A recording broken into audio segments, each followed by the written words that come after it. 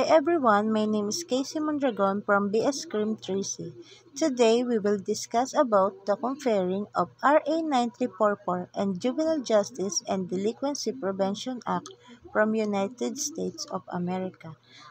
Today, we'll dive into two significant pieces of legislation aimed at shaping the futures of young offenders in the Philippines. RA 9344, also known as Juvenile Justice and Delinquency Prevention Act or JJDPA. Let's start with the similarities. Both RA 9344 and the JJDPA share a common goal to protect and rehabilitate young offenders. Here's how they align. Rehabilitation focus. Both laws prioritize rehabilitation over punishment. They strive to reintegrate juveniles into societies as responsible individuals.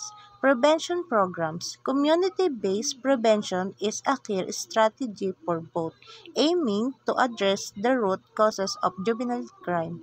Separate from adults. They ensure juveniles are not detained alongside adults to shield them from harmful influence. Rights protection. They laws emphasize the protection of children's rights, ensuring their welfare throughout legal processes. Let's explore their differences. Here's where their unique national context. RA 9344. It champions restorative justice by fostering accountability and healing among young offenders, victims, and communities. The law raises the minimum age of criminal responsibility to 15 years old with tailored intervention for children aged 15 to 18. JJDPA.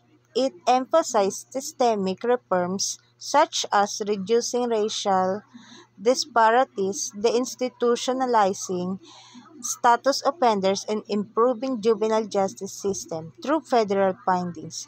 Unlike RA 9344, its scope extends to reshaping state policies for broader impact.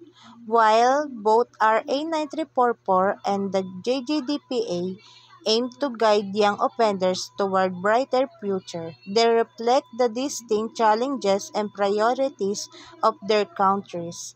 The Philippines focus on restorative justice and community-level intervention, while the United States leans toward systemic reforms and federal oversight.